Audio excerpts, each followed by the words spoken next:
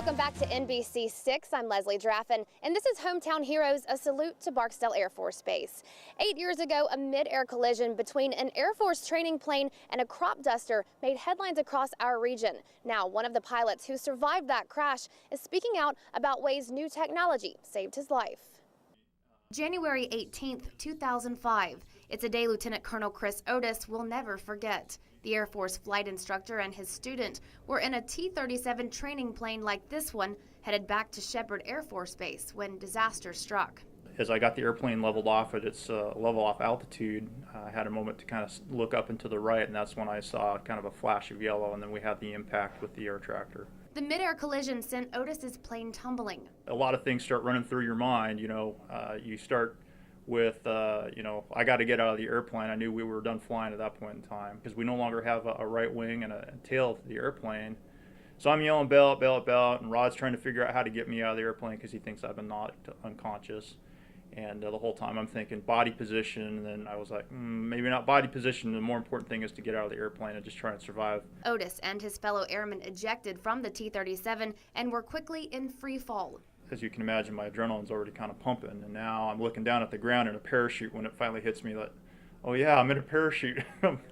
This is for real. This is no kidding what's happening. And I just remember being in the parachute and looking up and going, there's a canopy there, thank goodness, and I kind of took a sigh of relief. A sigh of relief because Otis and all Air Force pilots go through extensive training so they'll know what to do in emergencies like this one. SEER stands for Survival, Evasion, Rescue, and Escape.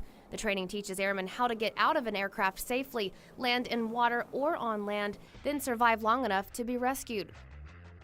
Air crews go through this extensive training at the beginning of their careers, are retrained in most areas of SEER every 3 years, but when it comes to parachuting, it's every 12 months, and Otis says that's why he's still alive. They tell you that you want to land with the wind in your face. Well, because we were tumbling, spinning out of control, I didn't know which direction was south, which is the way the wind was coming, and so I gambled and I lost, and I went left and wound up landing with the wind at my back, so I'm facing north, and it was a little bit more of a firm landing than I was kind of hoping for.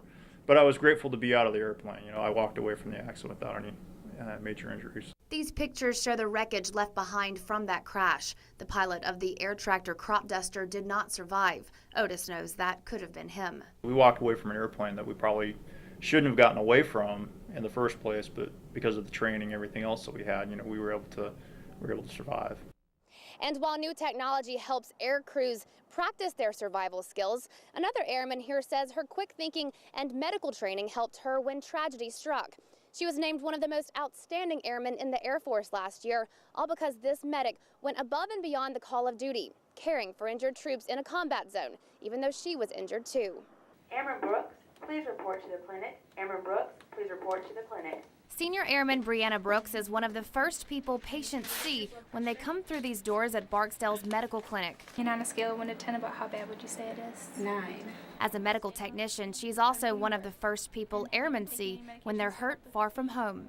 I really love being a medic, just to be able to help people and treat people. She did that without hesitation when disasters struck overseas. I was on my last convoy mission in Afghanistan, and on that mission, we started to take small arms fire. We were hit with an RPG. As soon as everything happened, all I could think about was just if everyone was okay.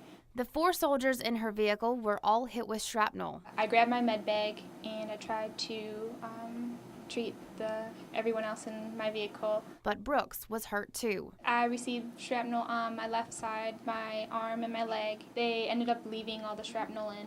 There's scarring and some nerve damage in my arm. She treated everyone despite her injuries, a fact that doesn't surprise her tech sergeant, Michael Burns. When she came out of basic training, they should have issued her a cape. She's that super. I mean, ever since I've known her, she's been a hard worker, dedicated to the force. She's just an awesome troop. 13 months later, Brooks is being honored for her selfless service. She's so humble, but she's great. That's what makes her awesome. She's earned several big awards, including a Purple Heart. Air Force Combat Action Badge. I think it's Outstanding Unit. She's also one of 12 outstanding airmen in the Air Force. This one is for the 12 outstanding airmen. Very honored and proud to be able to receive this award, especially to represent all the medics. Now Brooks is focused on helping others. like she did that day in Afghanistan, It was difficult, but it was very rewarding. and hopes to continue doing for years to come. Last September, Senior Airman Brianna Brooks was honored in Washington, D.C., along with the other Outstanding Airmen of the Year. Congratulations to her.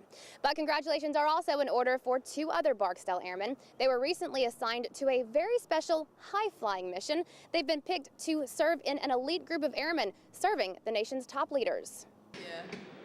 Staff Sergeant Portia Cook is in the gym every day.